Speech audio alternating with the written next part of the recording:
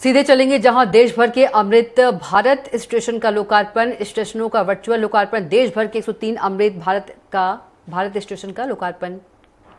साथियों, विकसित भारत बनाने के लिए आज देश में आधुनिक इंफ्रास्ट्रक्चर बनाने का बहुत बड़ा महायज्ञ चल रहा है। हमारे देश की सड़कें आधुनिक हो, हमारे देश के एयरपोर्ट आधुनिक हो, हमारे यहां रेल और रेलवे स्टेशन आधुनिक हो, इसके लिए पिछले 11 साल में अभूतपूर्व गति से काम किया गया है। आप कल्पना कर सकते हैं, इंफ्रास्ट्रक्चर के इन कामों पर देश पहले जितना पैसा खर्च करता था, आज उससे 6 गुना ज्यादा पैसा खर्च कर रहा है। 6 गुना ज्यादा। आज भारत में हो रहे इन विकास कार्यों को देखकर दुनिया भी हैरान है। आप उत्तर में जाएंगे तो चिनाब ब्रिज जैसा निर्माण देखकर लोग हैरान हैं। पूर्व की तरफ जाएंगे तो अरुणाचल की सेला टनल, असम का बोगीबिल ब्रिज आपका स्वागत करते हैं। पश्चिम भारत में आएंगे तो मुंबई में समंदर पर बना अटल सेतु नजर आएगा। सुदूर दक्षिण में देखेंगे तो पंबन ब्रिज मिलेगा, जो अपनी तरह का देश का पहला ब्रिज है। साथियों, आज भारत अपनी ट्रेनों के नेटवर्क को भी आधुनिक कर रहा है। ये वंदे भारत ट्रेनें, अमृत भारत ट्रेनें, नमो भारत ट्रेनें, ये देश की नई गति और नई प्रगति को दर्शाती है। अभी देश में करीब 70 रूट पर वंदे भारत ट्रेनें चल रही है। इससे दूर सुदूर के इलाकों में भी आधुनिक रेल पहुंची है। बीते 11 साल में सैकड़ों रोड ओवरब्रिज और रोड अंडरब्रिज का निर्माण किया गया है। 34,000 किलोमीटर से ज्यादा के नए रेल ट्रैक बिछाए गए हैं। अब ब्रॉडगेज लाइनों पर मानव रहित क्रॉसिंग, वो बात इतिहास बन चुकी है, खत्म हो चुकी है। हम मालगाड़ियों के लिए अलग से स्पेशल पटरियां, डेडिकेटेड फ्रेट कॉरिडोर का काम भी तेजी से पूरा कर रहे हैं। देश के पहले बुलेट ट्रेन प्रोजेक्ट पर काम चल रहा है और इन सबके साथ ही हम एक साथ देश के करीब 1300 से अधिक रेलवे स्टेशनों को भी आधुनिक बना रहे हैं। आधुनिक हो रहे इन रेलवे स्टेशनों को देश ने अमृत भारत स्टेशन का नाम दिया है।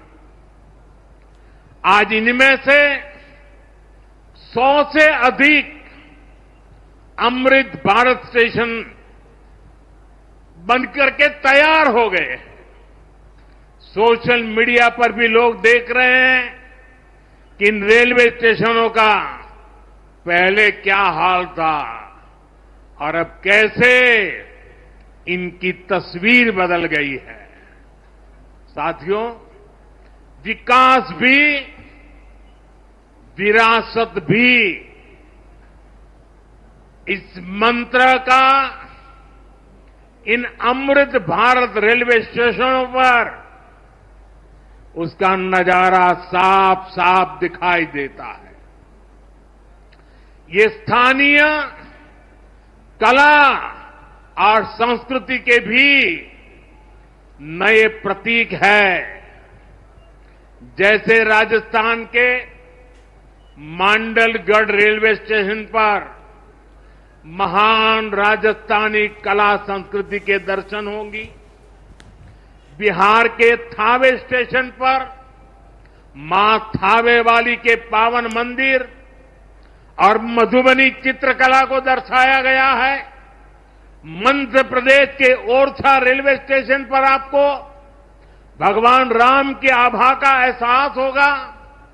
श्रीरंगम स्टेशन का डिजाइन भगवान श्री रंगनाथ स्वामी जी के मंदिर से प्रेरित है।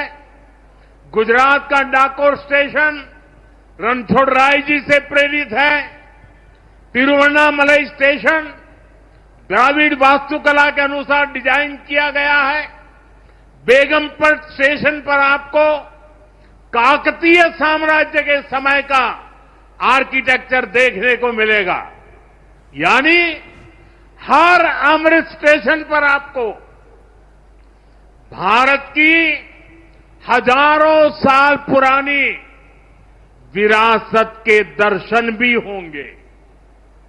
ये स्टेशन हर राज्य में टूरिज्म को भी बढ़ावा देने के माध्यम बनेंगे, नौजवानों को रोजगार के नए मौके देंगे और मैं उन शहर के नागरिकों को रेलवे में यात्रा करने वाले पैसेंजर से प्रार्थना करूंगा, ये सारी संपत्ति के मालिक आप हैं। गैनी कभी भी वहां गंदगी न हो, इस संपत्ति का नुकसान न हो, क्योंकि आप उसके मालिक हैं। साथियों, इंफ्रास्ट्रक्चर बनाने के लिए जो पैसा सरकार खर्च करती है वो रोजगार भी बनाता है, व्यापार कारोबार भी बढ़ाता है।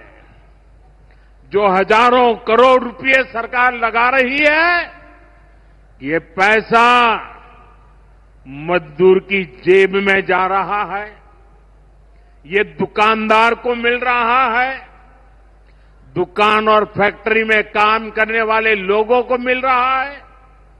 रेत, बजरी, सीमेंट, ये सारी चीजें ढोने वाले ट्रक, टेम्पो चलाने वालों को भी इससे फायदा होता है।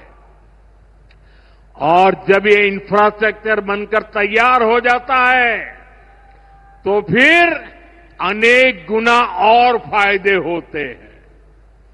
किसान की उपज कम कीमत में बाजार तक पहुंचती है, वेस्टेज कम होती है, जहां सड़कें अच्छी होती हैं, नई ट्रेनें पहुंचती हैं, वहां नए उद्योग लगते हैं, पर्यटन को बहुत बढ़ावा मिलता है।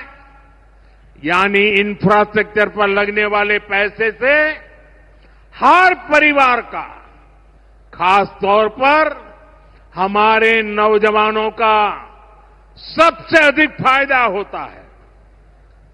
साथियों, इंफ्रास्ट्रक्चर पर जो काम हो रहा है उसका हमारे राजस्थान को भी बड़ा लाभ मिल रहा है। आज राजस्थान के गांव-गांव में अच्छी सड़कें बन रही हैं, बॉर्डर के इलाकों में भी शानदार सड़कें बन रही हैं। इसके लिए बीते 11 साल में अकेले राजस्थान में करीब 70,000 करोड़ रुपए खर्च किए गए हैं। राजस्थान में रेलवे के विकास के लिए भी केंद्र सरकार इस साल करीब 10,000 करोड़ रुपए खर्च करने जा रही है। ये 2014 से पहले की तुलना में 15 गुना अधिक है। अभी थोड़ी देर पहले ही यहां से मुंबई के लिए एक नई ट्रेन को हरी झंडी दिखाई गई है। आज ही कई इलाकों में स्वास्थ्य, जल और बिजली से जुड़ी योजनाओं का शिलान्यास और लोकार्पण हुआ है। इन सारे प्रयासों का लक्ष्य है हमारे राजस्थान के शहर हो या गांव तेजी से उन्नति की ओर बढ़ सके। राजस्थान के युवाओं को उनके शहर में ही अच्छे अवसर मिल सके। साथियों, राजस्थान के औद्योगिक विकास के लिए भी डबल इंजन सरकार तेजी से काम कर रही है। अलग अलग सेक्टर्स के लिए यहां भजनलाल जी की सरकार ने नई औद्योगिक नीतियां जारी की है। बीकानेर को भी इन नई नीतियों का लाभ मिलेगा। और आप तो जानते हैं, जब बीकानेर की बात आती है तो बीकानेरी भुजिया का स्वाद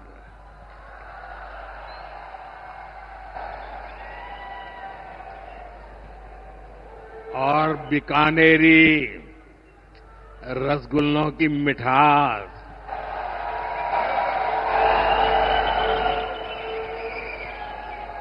विश्व भर में अपनी पहचान बनाएगी भी और बढ़ाएगी भी। राजस्थान की रिफाइनरी का काम भी अंतिम चरण में है। इससे राजस्थान पेट्रोलियम आधारित उद्योगों का प्रमुख हब बनेगा। अमृतसर से जामनगर तक जो 6 लेन का इकोनॉमिक कॉरिडोर बन रहा है, वो राजस्थान में श्रीगंगानगर, हनुमानगढ़, बीकानेर, जोधपुर, बाड़मेर और जालोर से गुजर रहा है। दिल्ली मुंबई एक्सप्रेसवे का काम भी राजस्थान में लगभग पूरा हो गया है। कनेक्टिविटी का यह अभियान राजस्थान में औद्योगिक विकास को नई ऊंचाई पर ले जाएगा। साथियों, राजस्थान में पीएम सूर्यघर मुफ्त बिजली योजना भी तेजी से आगे बढ़ रही है। इस योजना से राजस्थान के 40,000 से ज्यादा लोग जुड़ चुके हैं।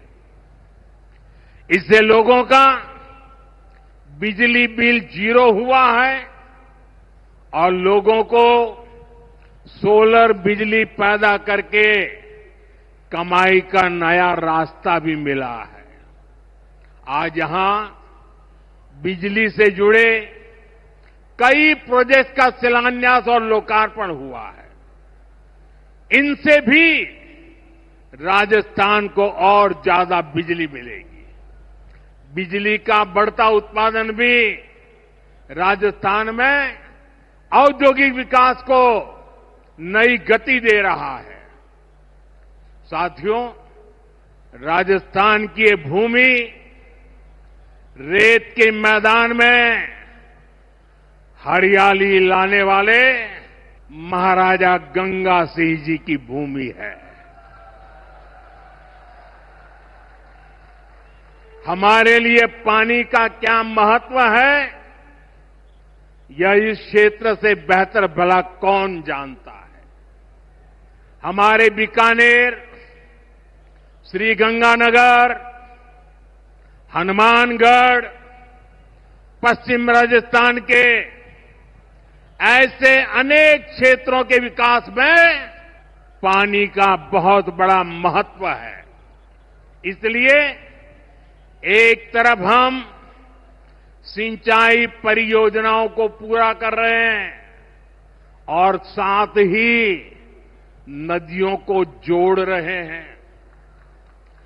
पार्वती, काली सिंध, चंबल लिंक परियोजना से राजस्थान के अनेक जिलों को लाभ होगा। यहां की धरती, यहां के किसानों को फायदा होगा। साथियों,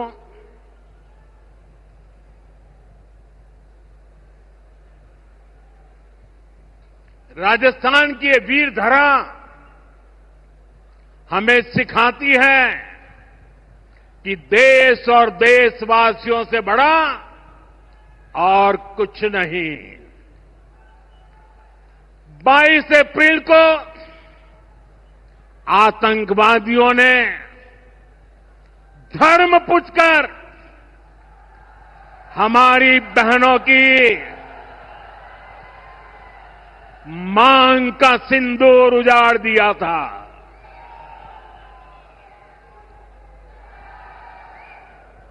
वो गोलियां पहलगाम में चली थी, लेकिन उन गोलियों से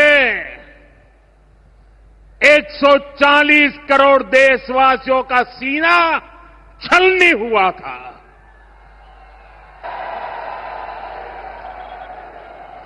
इसके बाद हर देशवासी ने एकजुट होकर संकल्प लिया था कि आतंकवादियों को मिट्टी में मिला देंगे,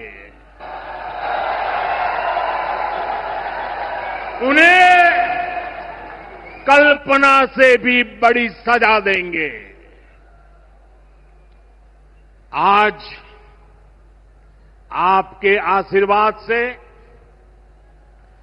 देश की सेना के शौर्य से हम सब उस प्रण पर खरे उतरे हैं। हमारी सरकार ने तीनों सेनाओं को खुली छूट दे दी थी।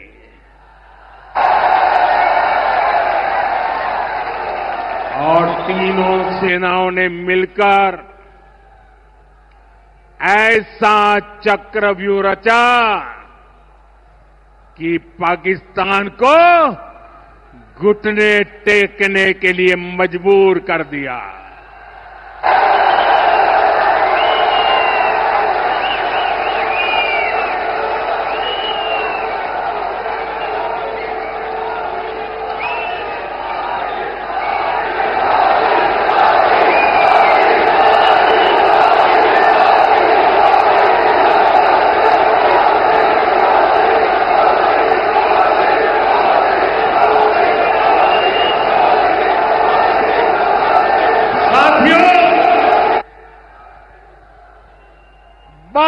तारीख के हमले के जवाब में हमने 22 मिनट में आतंकियों के 9 सबसे बड़े ठिकाने तबाह कर दिए।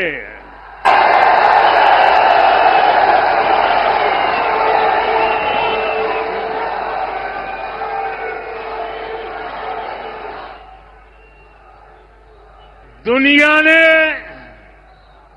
और देश के दुश्मनों ने भी देख लिया कि जब सिंदूर बारूद बन जाता है तो नतीजा क्या होता है।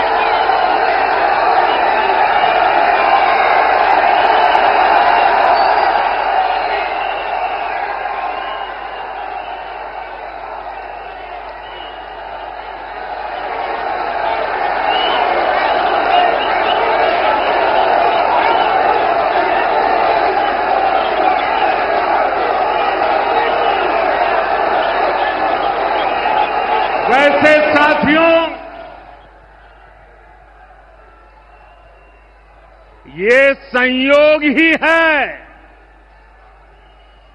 5 साल पहले जब बालाकोट में देश ने एयर स्ट्राइक की थी, उसके बाद मेरी पहली जनसभा राजस्थान में ही सीमा पर हुई थी।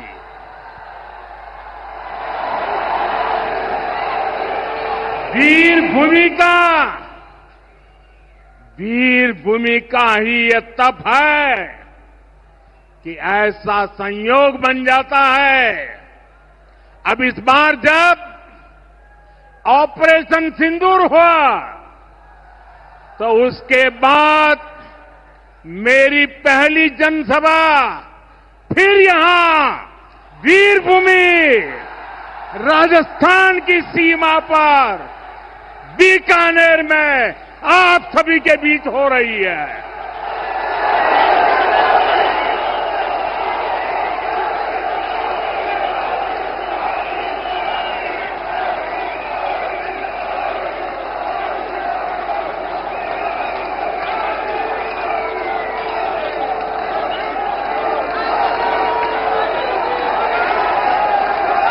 साथियों, चूरू में मैंने कहा था, एयर स्ट्राइक के बाद मैं आया था, तब मैंने कहा था, सौगंध मुझे इस मिट्टी की, मैं देश नहीं मिटने दूंगा, मैं देश नहीं झुकने दूंगा।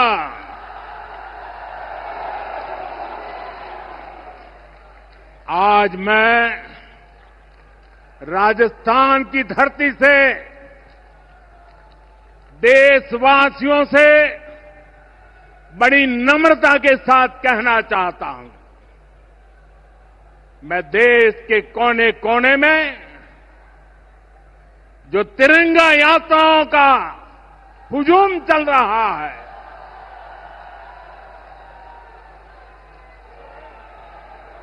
मैं देशवासियों से कहता हूं,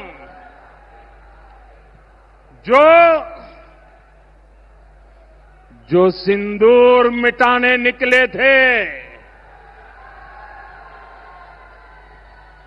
जो सिंदूर मिटाने निकले थे, उन्हें मिट्टी में मिलाया है।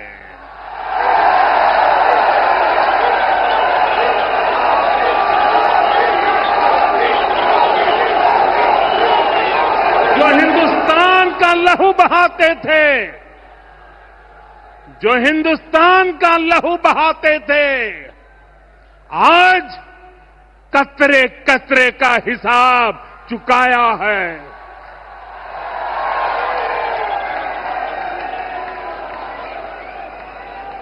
जो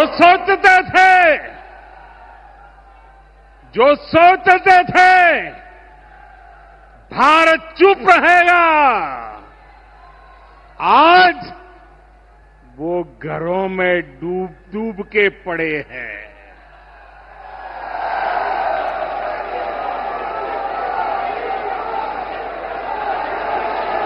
जो अपने हथियारों पर घमंड करते थे, जो अपने हथियारों पर घमंड करते थे, आज वो मलबे के ढेर में दबे हुए हैं।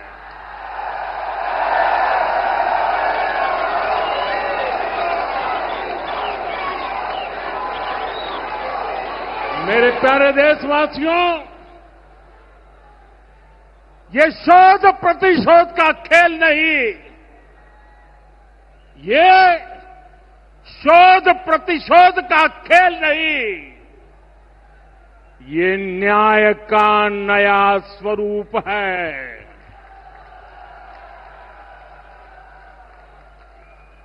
ये न्याय का नया स्वरूप है।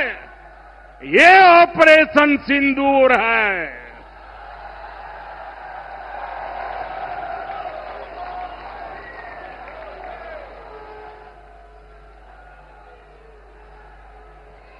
ये सिर्फ आक्रोश नहीं है, ये सिर्फ आक्रोश नहीं है, ये समर्थ भारत का रौद्र रूप है। ये भारत का नया स्वरूप है।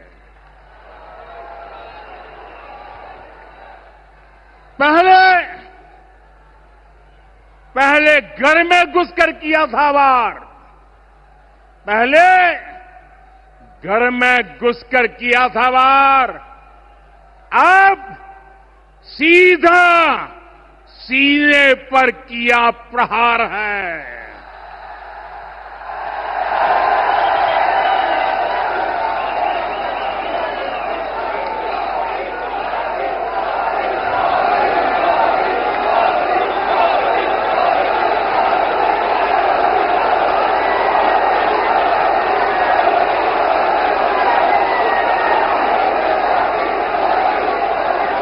आतंक का फन कुचलने की,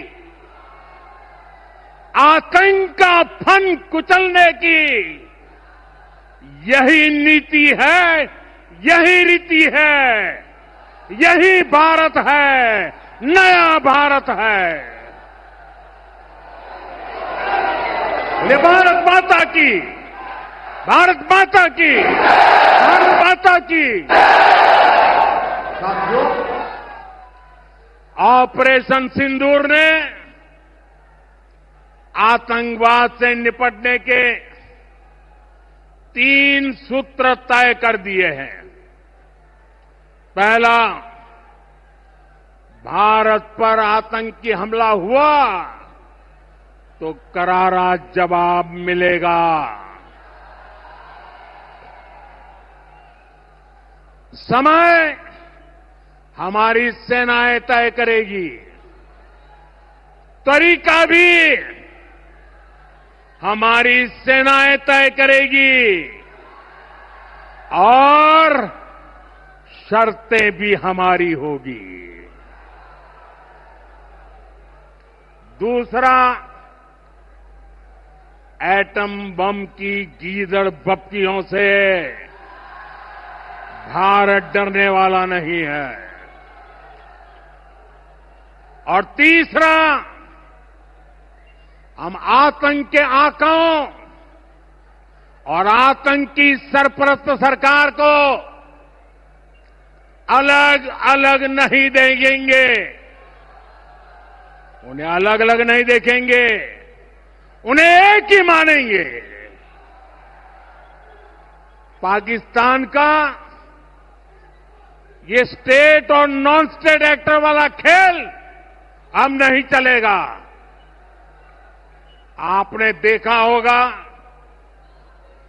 पूरी दुनिया में पाकिस्तान की पोल खोलने के लिए हमारे देश के 7 अलग अलग प्रतिनिधिमंडल पूरे विश्व भर में पहुंच रहे हैं।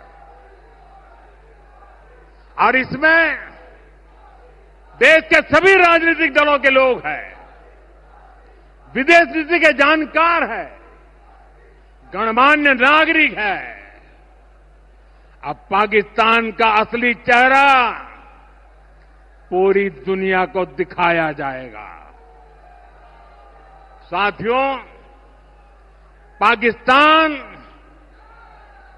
भारत से कभी सीधी लड़ाई जीत ही नहीं सकता। जब भी सीधी लड़ाई होती है तो बार बार पाकिस्तान को मुंह की खानी पड़ती है। इसलिए पाकिस्तान ने आतंकवाद को भारत के खिलाफ लड़ाई का हथियार बनाया है। आजादी के बाद पिछले कई दशकों से यही चला आ रहा था। पाकिस्तान आतंक फैलाता था, निर्दोष लोगों की हत्याएं करता था, भारत में डर का माहौल बनाता था, लेकिन पाकिस्तान एक बात भूल गया। अब मां भारती का सेवक मोदी यहां सीना तान कर खड़ा है।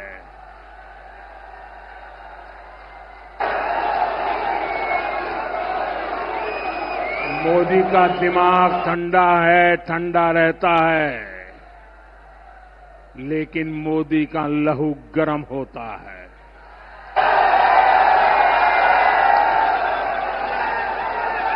और अब तो मोदी की नसों में लहू नहीं, गरम सिंदूर बह रहा है।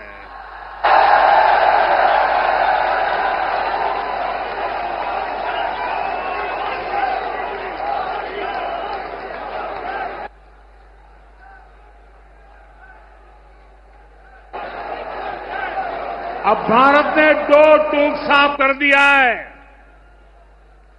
हर आतंकी हमले की पाकिस्तान को भारी कीमत चुकानी पड़ेगी, और ये कीमत पाकिस्तान की सेना चुकाएगी, पाकिस्तान की अर्थव्यवस्था चुकाएगी। साथियों, जब मैं दिल्ली से यहां आया तो बीकानेर के नाल एयरपोर्ट पर उतरा। पाकिस्तान ने इस एयरबेस को भी निशाना बनाने की कोशिश की थी, लेकिन वो इस एयरबेस को रत्ती भर भी नुकसान नहीं पहुंचा पाया। और वहीं यहां से कुछ ही दूर सीमा पार पाकिस्तान का रहीम यार खान एयरबेस है। पता नहीं आगे कब खुलेगा। आईसीयू में पड़ा है। भारत की सेना के अचूक प्रहार ने इस एयरबेस को तहस नहस कर दिया है। साथियों, पाकिस्तान के साथ न ट्रेड होगा न टॉक। अगर बात होगी तो सिर्फ पाकिस्तान के कब्जे वाले कश्मीर की, पीओके की। और अगर पाकिस्तान ने आतंकियों को एक्सपोर्ट करना जारी रखा तो उसको पाई पाई के लिए मोहताज होना होगा। पाकिस्तान को भारत के हक का पानी नहीं मिलेगा। भारतीयों के खून से खेलना पाकिस्तान को महंगा पड़ेगा। ये भारत का संकल्प है और दुनिया की कोई ताकत हमें इस संकल्प से टिका नहीं सकती है।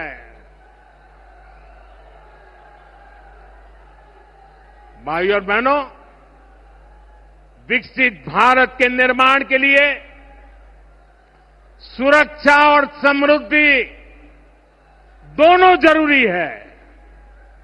ये तभी संभव है जब भारत का कोना कोना मजबूत होगा। आज का ये कार्यक्रम भारत के संतुलित विकास का, भारत के तेज विकास का उत्तम उदाहरण है। मैं एक बार फिर इस वीर धरा से सभी देशवासियों को बधाई देता हूं। मेरे साथ बोलिए, दोनों मुट्ठी बंद करके पूरी ताकत से बोलिए, भारत माता की। भारत माता की, भारत माता की, वंदे वंदे वंदे वंदे वंदे वंदे वंदे वंदे